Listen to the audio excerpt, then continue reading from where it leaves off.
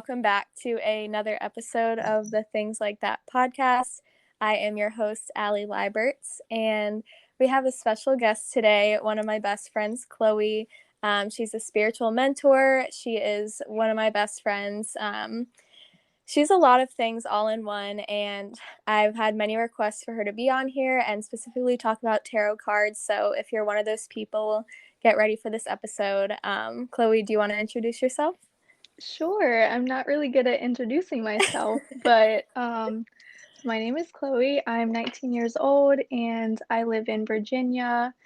I do so many things. I wear so many different hats. I don't like to label myself because I do so many things, but I'm a mentor, a tarot reader, an entrepreneur. I have a clothing line with my boyfriend. Yeah, I do lots of things. Yes. Sometimes I forget that you're only 19 just because I feel like just in like the year or so that I've known you, you've lived so many lives. So do you want to start off with kind of how your spiritual journey started? It's one of my favorite stories. It's so crazy. It's not in the way you would think. So, when I was about to graduate high school, I started a network marketing business and I had never done anything like this before. And I was in a really, really, really dark place, just dealing with a lot of depression. I had just gotten out of a really toxic relationship and there was so much going on at home. It was just like a really, really, really low point. And I found this business and I started doing like personal development and mindset work. And in doing that, I started listening to podcasts. And I just stumbled across a podcast called Mindset, Manifestation, and Magic. It's by Michaela J. And she's a spiritual mentor. But I started listening to her and it like, I don't know, it's so crazy how everything happened.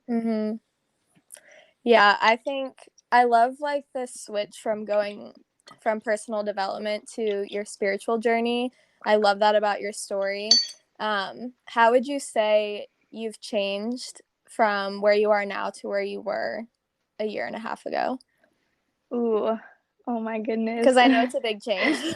And like, I've changed in every way, and it's so crazy. I was at my mom's last night, and when I was living with my mom, we had a really rocky relationship.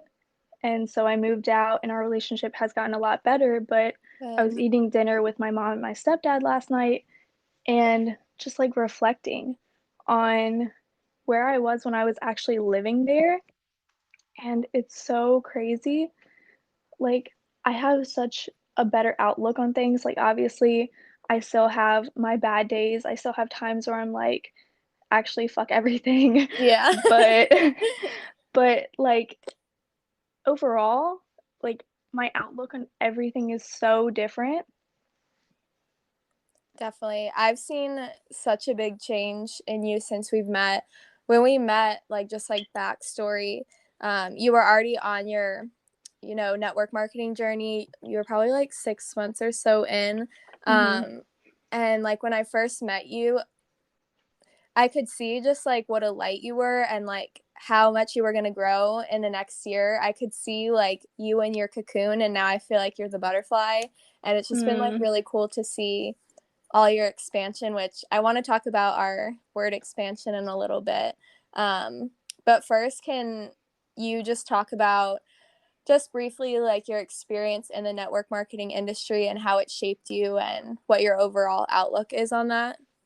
So when I started, like I said, I knew literally nothing. Like I didn't even know what the word network marketing meant. I never heard it. I never heard the word MLM, like anything like that. I just did not know.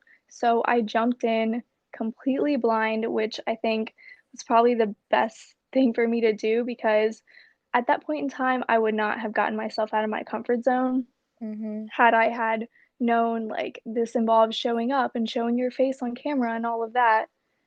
But oh my god, I just lost my train of thought. It's okay. I do it all I the am time. the worst for this. Like every 5 seconds I lose my train of thought. But oh, okay. um so there's a stigma in the network marketing industry, and I dealt with a lot of that, like the stigmas with um like the cold messaging and all of the ickiness that a lot of people shy away from network marketing because of. And it was really toxic.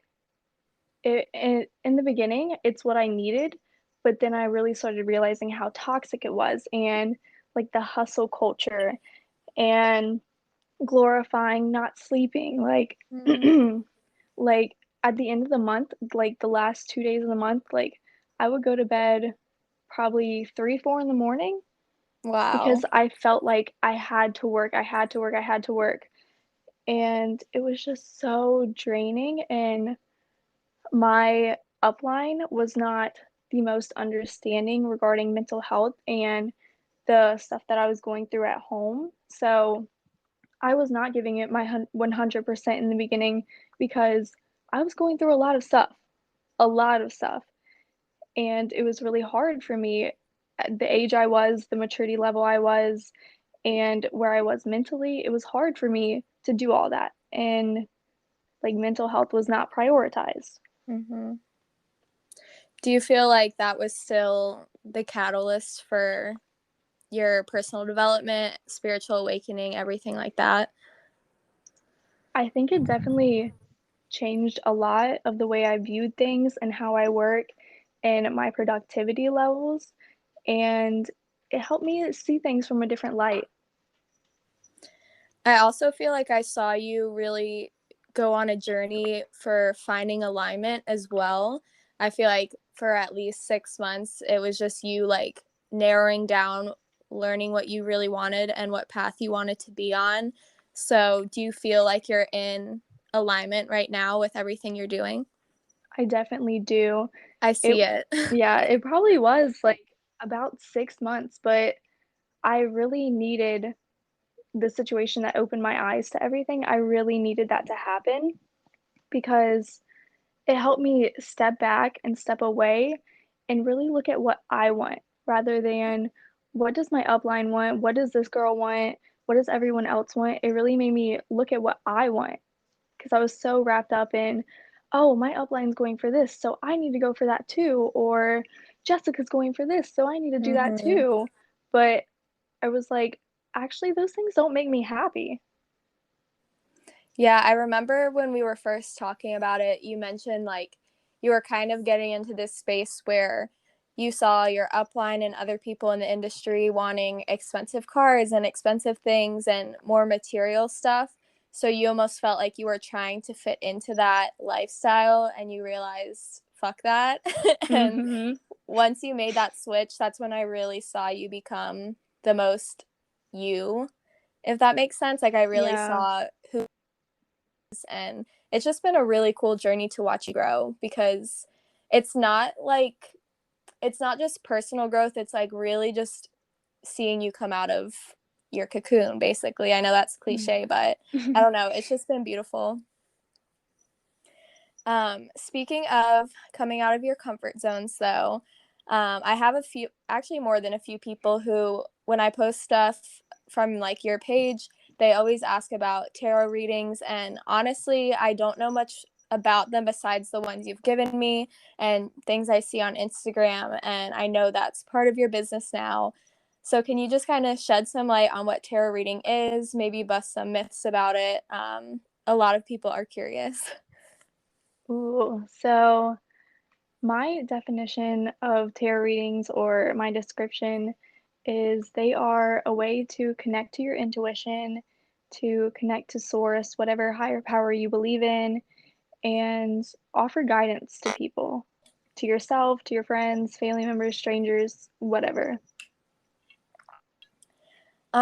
I feel like there's kind of a stigma around them too. Like me specifically coming from a church background, and a lot of people who have reached out about them also used to come from a church background, and they're kind of nervous about it. So, what would you Hmm. say to someone getting their first reading? um, it's not, it's so hard to put this into words, but it's not like Oh my goodness. I Like, understand the stigma and I understand like coming from a church background how it looks and how it can feel, but it's really like it's like if you were to pick up your Bible and flip to a random page and find a oh, verse that really, really stood out to you. It's like it just mm, clicks. that is actually so true. I've never thought of it like that, but what you just said before too is like it's not like some magic thing or like some weird energy you're connecting to. It's just Mhm. like one other way to connect with your higher power.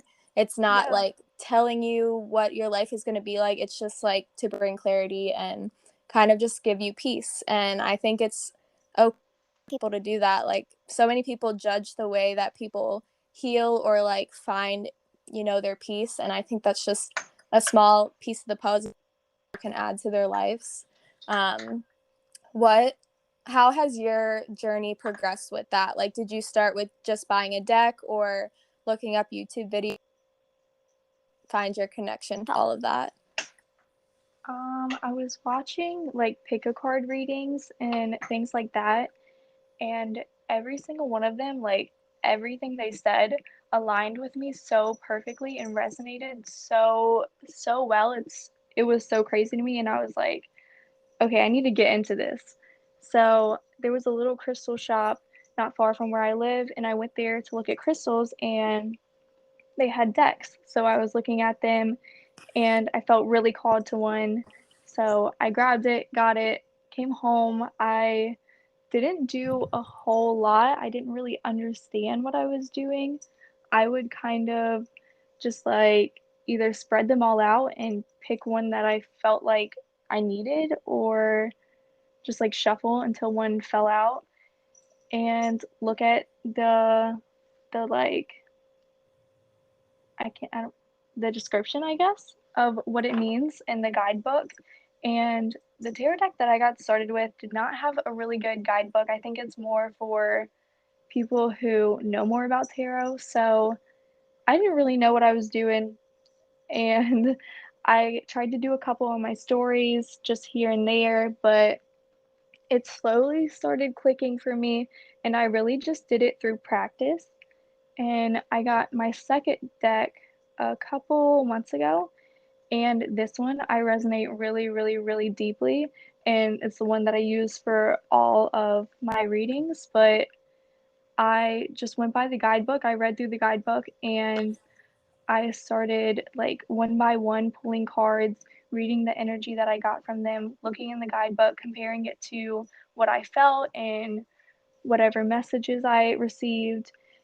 And I just went from there. I kept doing that, and slowly you start to memorize like the basic meanings of them. And then it helps when you pick up energies from the reading that you do from people. So, someone comes to you and they want a reading. Do they kind of come with an intention or like a specific guidance they're looking for, or can they just come to you like with an open mind and just see what, the reading says? Like, is it for specific answers or can it just be like a general reading? I leave that up to the client. So if they want like general guidance, I do that. Or they can also have the option to leave me like a brief description of whatever they're seeking guidance on, because it just helps a little bit more to know, like when you're pulling cards, what energy you're reading into. Because sometimes you can get a lot of energies and it doesn't make sense until you talk to the client and then you tell them, Mm. and then they start like piecing the piecing the putting the pieces together. It's been a So, long day. I can't talk. oh no, it's okay. Eyes are closing. So when someone comes to you and you do their reading, what does that feel like for you? Like you said, you can pick up different energies. Does every reading kind of feel different for you? Are you like into their energy? Yeah, so I will kind of sit for a minute and like even if I don't know the person, just kind of like try to feel their energy, and then I'll pull a couple cards and I'll just look at the cards and I start getting like by the second card, I start getting like a distinct energy and I can tell like what this reading is kind of geared towards, like what the energy is for it, and I just go from there. So, do you feel like anyone could do someone else's tarot reading, or do you feel like it takes like a special person to be able to connect with their energies and really get that message for them, if that makes sense? Mhm. I honestly think anyone can do it, it just takes practice. Like, the first time you pick up a deck, I highly doubt that you will automatically be able to read anyone and everyone's cards. Right. It's one of those things you have to learn, but everyone has their intuition, everyone has psychic abilities, just some are more prominent, and through conditioning, through our lives, whatever path you take, they can be dimmed down a lot, but with practice and everything, you can start to learn. Do you feel like you have like any other psychic abilities that you've picked up on like throughout this journey? So I just like know things sometimes. I Mm-hmm. know when things are about to happen, and sometimes I hear like it'll be my voice, but it'll be like a sentence or a word or something just like really random out of nowhere, and like within a few minutes I'll understand what it's about. But That's yeah. crazy. I feel like I feel like you also are really good at, I don't know, I guess it would be like knowing what's about to happen, but also picking up on other people's energies, even from a distance, because every time you text me and you'll just be like, I just felt like I should send you like extra love today or something, it's always at the right time. And also when you send me like random readings, it's always at the right time. So I feel like that could be kind of, I don't know if that Mhm. would just be like extreme empathy, but I feel like it can also be some type of psychic ability for sure. Yeah, so there is one. I don't know all of the names and everything for 100%, but there is one that goes along with that because I am an empath. Like, I'm super sensitive to energies. What would be some advice for empaths? Because I feel like it can be really draining, and especially with choosing to be like a tarot reader and everything, and you're specifically picking up on people's energies. How do you kind of still make sure you're taking care of yourself? If you know you're about to go out and be around people who can be draining, or if you're like me and like crowds and stuff make you really anxious Mm. and overwhelmed, then ground yourself before you go and do like a short meditation or just sit there and breathe and focus on keeping your energy within you and setting like a bubble around yourself. Like Mm. envision a little bubble around yourself. And when you are there, like it can be helpful to bring crystals or essential oils as well, and really just remind yourself like what I'm feeling, it's not my feelings. It's not my feelings. This is someone else's. And like focus on self-care. Like before, after you are around people who can be draining, like give yourself some extra love, give yourself some patience, and journaling helps a lot too. Definitely. I know that like after I'm in a big crowd or just like a long day of like a lot of people and a lot of like moving parts to the day, my mind can be like everywhere and I just feel like Hmm. everyone's energies. And I definitely like gravitate towards my oils for, energetic boundaries. Do you have any specific favorite oils for grounding or setting those energetic boundaries? Probably adaptive. I take my adaptive Mm. roller with me everywhere. I love adaptive. I already ran out of my adaptive roller. And background as well for listeners. I met Chloe through doTERRA, which is the essential oil company we work for. So it's another network marketing business that we're in. So we're both essential oil fanatics for sure. um, Something else I want to talk about is your shroom journey. You've done it twice now, right? Hmm. Can you talk a little bit about your first time doing it, what you experienced, any tips, things like that? Okay, so my first time, I don't really count as my first time because I did not do it right at all. But I ate the shrooms and I was like, Zach and I had already planned to go out, and I was like, cool, I'll eat these shrooms before and I'll be tripping while we're out. It'll be so fun. Oh But gosh. yeah, Where were you so planning to go? I think Plato's and somewhere else. Like, I don't even remember. Oh Probably my gosh. Plato's and Hobby Lobby. I Tripping in love Hobby that. Lobby. Casual Tuesday night, just tripping in Right. Hobby Lobby. Oh my. So I took them, and it takes uh like 20 minutes maybe to kick in. But we live in the middle of nowhere in the country, and all of the roads are really curvy and really windy, and I get car sick as is, Hmm. and mushrooms can also upset your stomach. So we're in the car, they're starting to kick in. I'm feeling a little dizzy, and my stomach is like, oh no.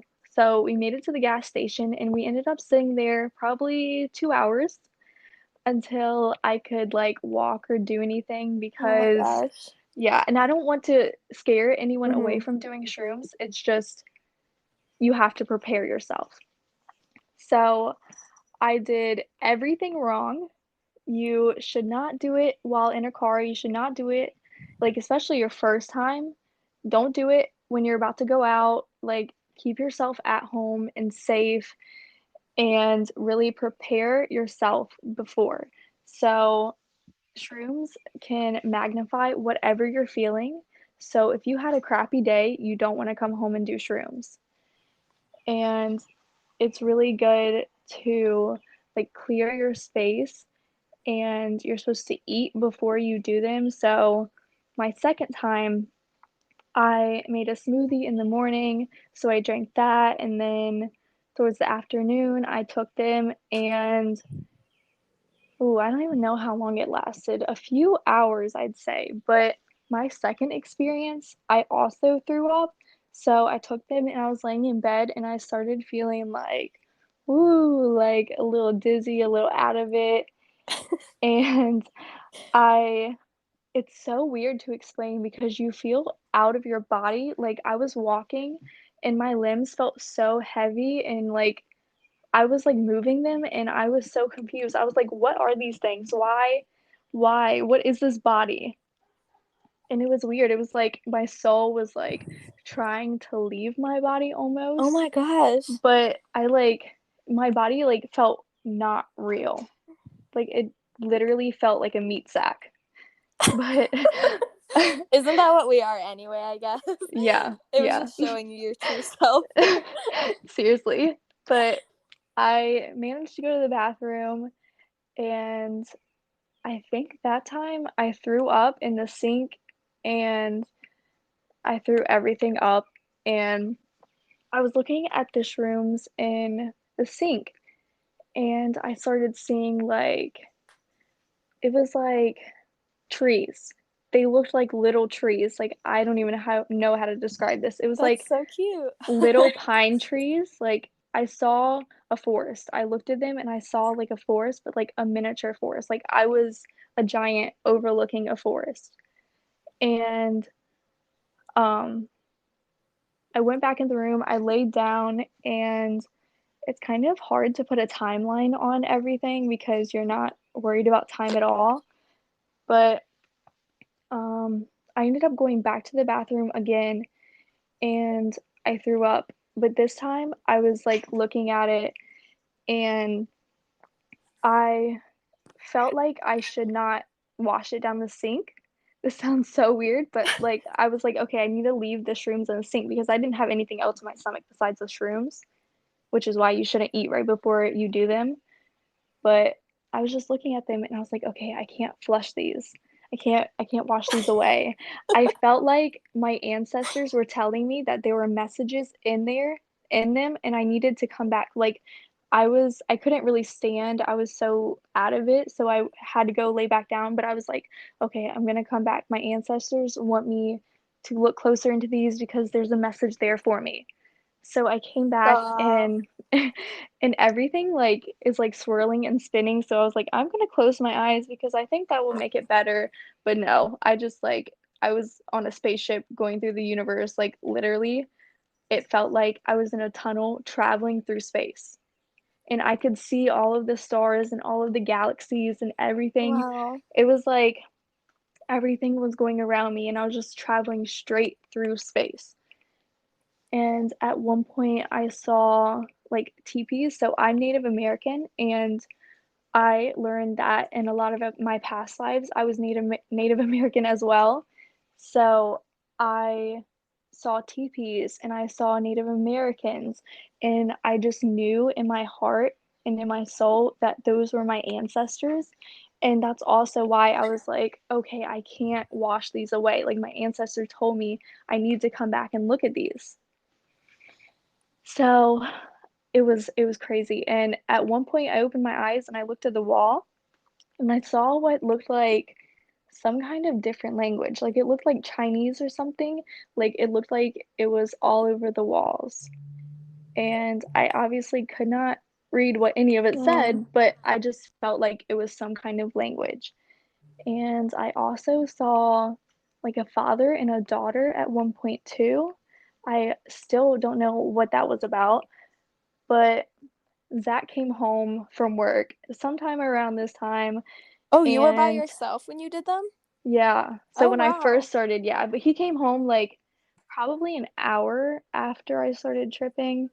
So I was like, I I liked it, but at the same time, I'm very anxious and I Mm. didn't really know what to expect. So I was kind of like scared when a lot of this was happening because like it feels like you're spinning and your skin feels weird, your body feels weird, everything is weird and you're so like you see everything, all these visuals, all these colors, and it can be a little overwhelming. But it was it had just rained or was about to rain or it was sprinkling or something. And I was like, I really want to go outside. I want to go dance in the rain. I want to go run around the grass. So I did. I went out there and I was sitting in there and I felt so connected to the universe. And I really got the message that the universe wanted me to know that I needed to slow down. I needed to look at the little things and enjoy the little things and really step back and stop looking at the bigger picture. That's beautiful.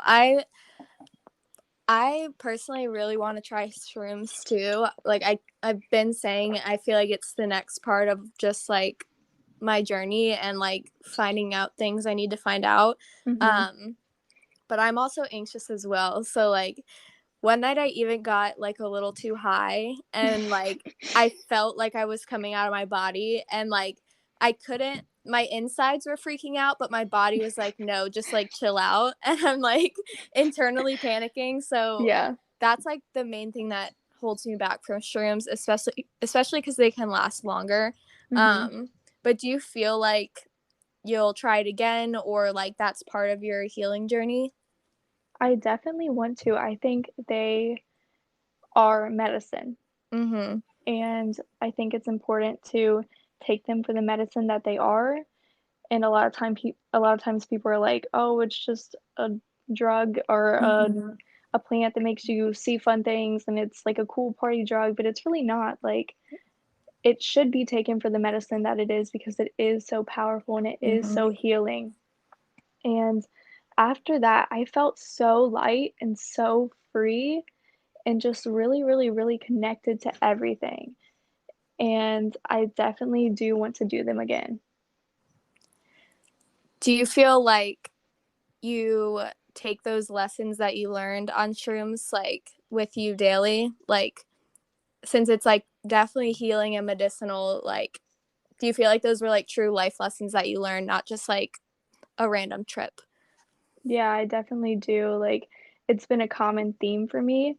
So it was just like one of those things where here I'm shoving it in your face and now you can't ignore it. Like, I'm telling you to chill. I feel that. Um, because of how medicinal they can be, do you feel like that's why there's almost like this stigma around them of like they're bad? Like I look back at like how many classes we had on like drugs are bad, and I definitely think there are like more of the synthetic drugs are definitely bad and can Mhm. fall into the wrong hands.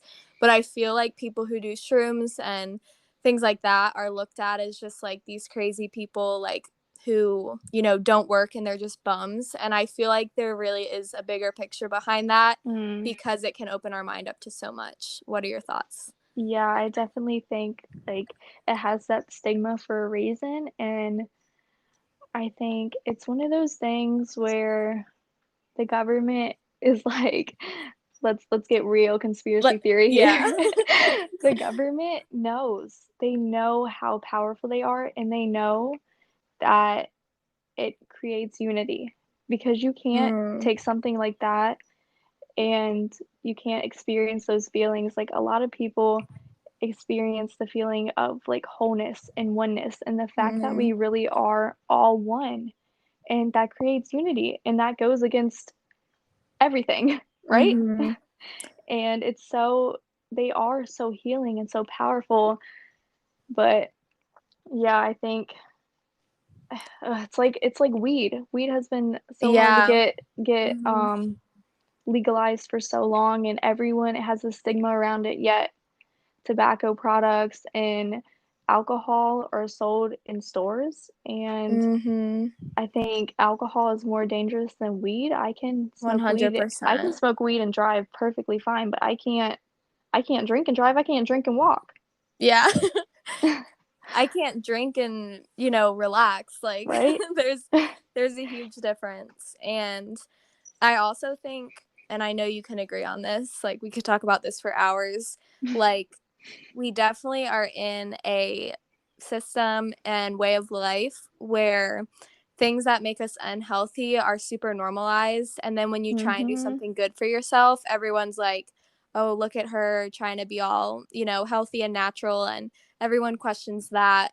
But we're in just a cycle of people getting unhealthier and unhealthier. So, Mhm. with something so powerful, and I feel like opening us up to truth and, um, like you said, kind of bringing us home back to ourselves, that you know that would not work well in that system and it would change things. And Yeah. I don't think people want that. I feel like people are getting more ready for that, like it needs to happen, but Mhm. in terms of how the system is, it's they wouldn't want that. Yeah. Yeah, it's getting less and less taboo, I think, with For sure.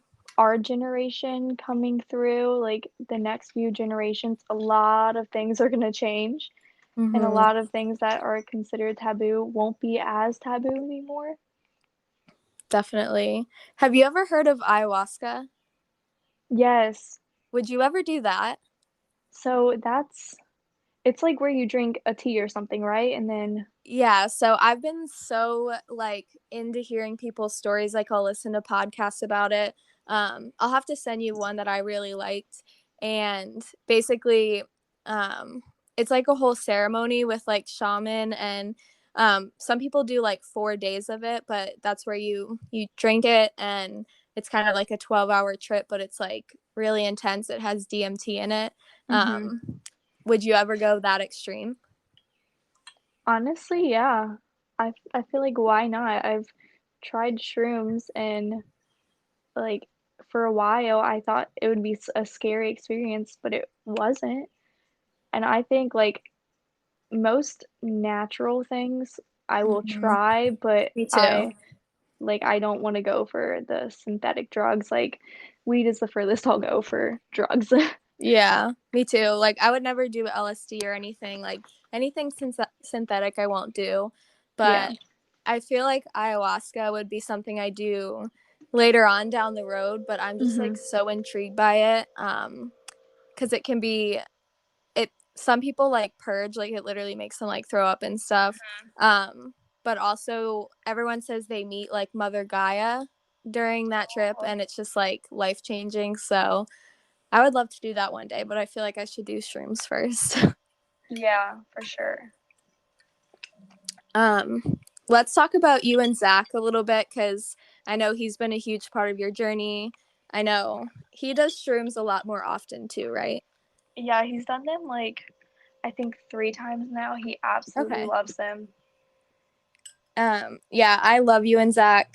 For anyone who hasn't seen Zach and Chloe in person, or even on her Instagram, like you can just see their like love and connection, and it's beautiful.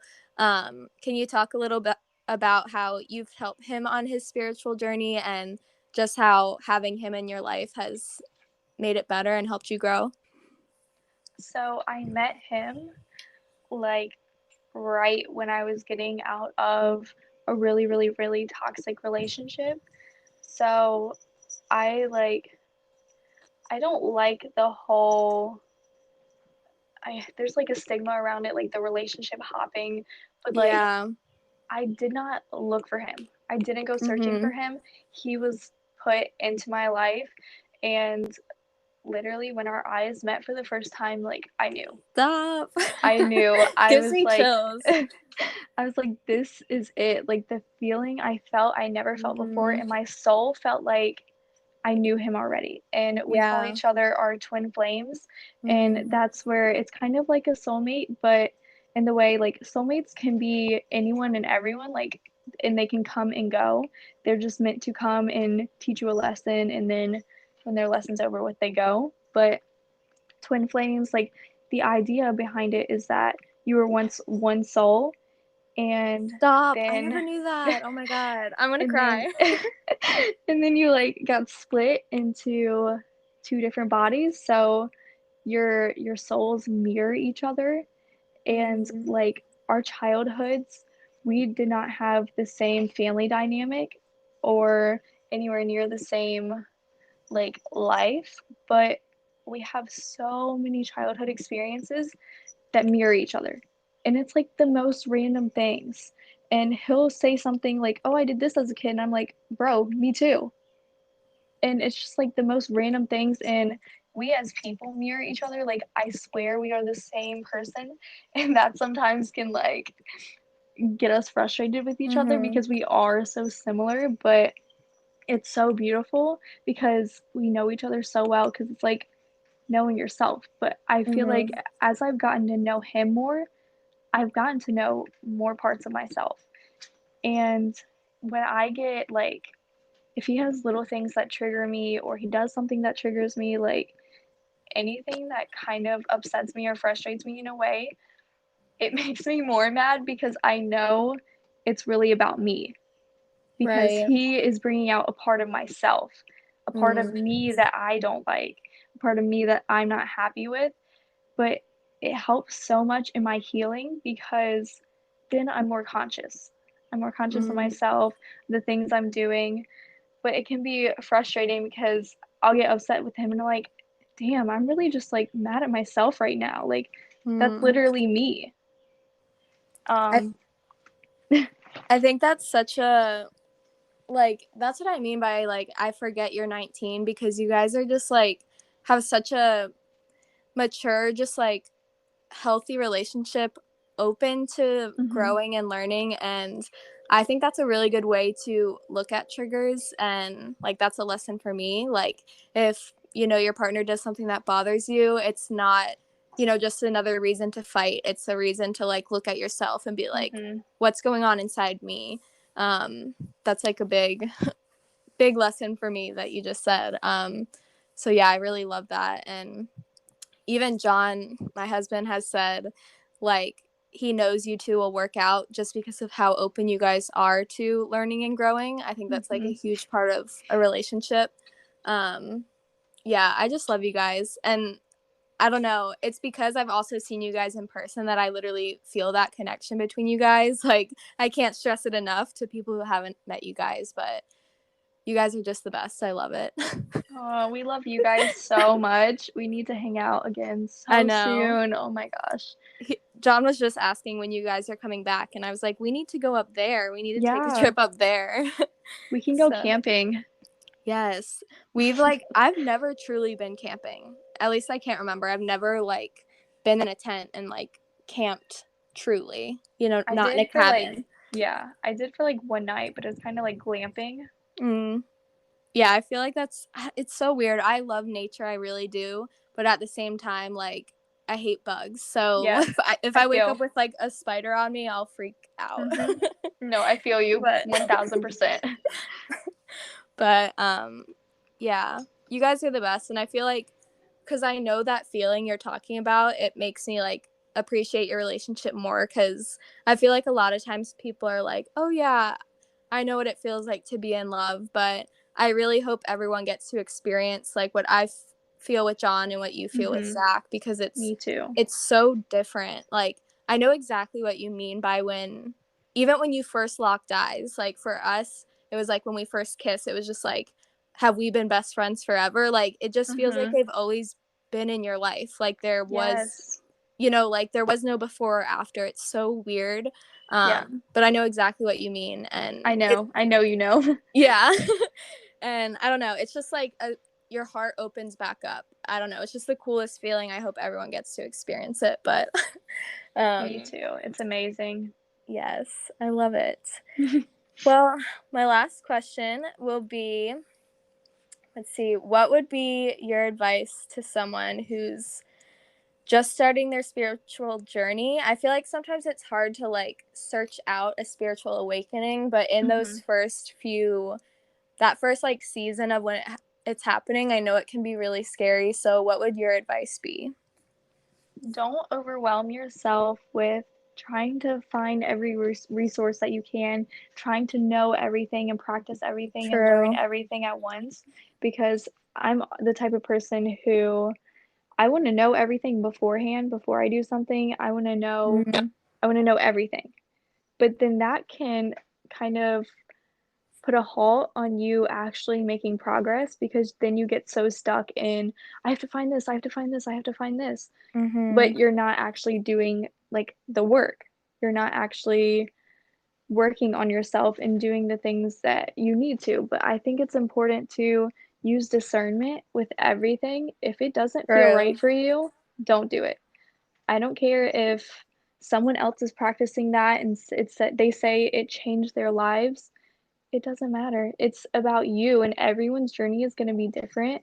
True. And what resonates for you might not resonate with the next person, and vice versa. It's really just about like taking baby steps, starting with one thing, and building from that. It's also really good to like connect with spiritual people that you resonate with, like finding a mentor or finding friends who are spiritual, like really connecting with people and having that support system, especially if you don't have anyone else in your life who is going through an awakening, because it can be really rough and you're going to feel a lot of things. Mm-hmm. And it can be really discouraging when you're doing it all by yourself.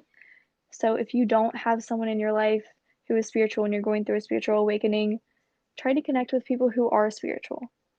Try to Definitely. find that support system in that community. Definitely. And Chloe is definitely someone I would recommend following and connecting with, or even just, watching her journey. She's very open, and like how you said, don't just listen to anybody. Even though you share your journey, you never push what has worked for you on anyone else. And I really appreciate that. So where can people find you on Instagram?